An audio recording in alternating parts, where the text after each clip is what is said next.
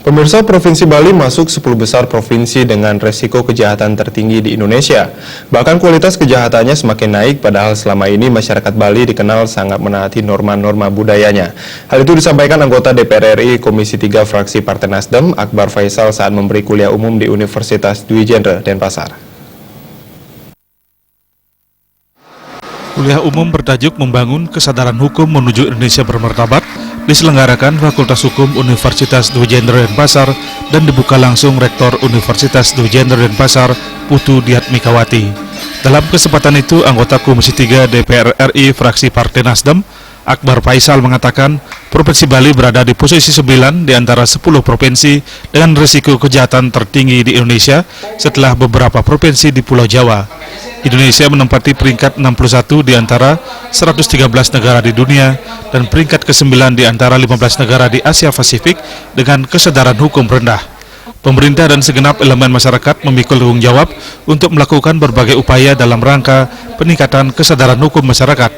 Akbar Faisal juga mengingatkan, di tengah kompleksitas masalah yang dialami bangsa Indonesia, disparitas yang sangat tegas antara hukum yang tertulis dan bagaimana hukum yang tumbuh di masyarakat.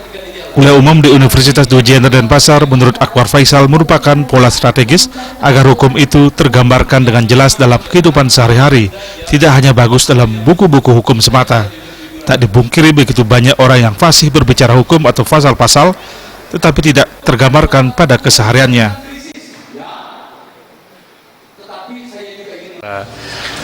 Kita untuk lebih menggugah kesadaran kita secara keseluruhan, bagaimana kemudian hukum itu ya kita lakukan dari hal-hal yang kecil dulu lah, jangan bicara yang besar-besar, yang kecil-kecil dulu lah. Kompleksitas masalah kita itu sebenarnya ada pada disparitas yang sangat tegas antara hukum yang tertulis dan bagaimana hukum yang kemudian tumbuh di masyarakat.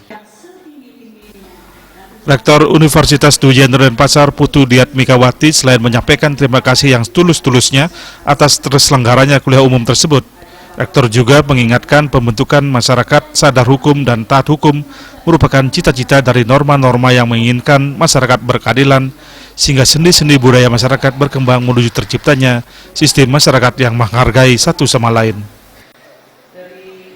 Pembentukan masyarakat sadar hukum dan taat akan hukum merupakan cita-cita dari adanya norma-norma yang menginginkan masyarakat yang berkeadilan, sehingga sendi-sendi dari budaya masyarakat akan berkembang menuju terciptanya suatu sistem masyarakat yang menghargai satu sama lain.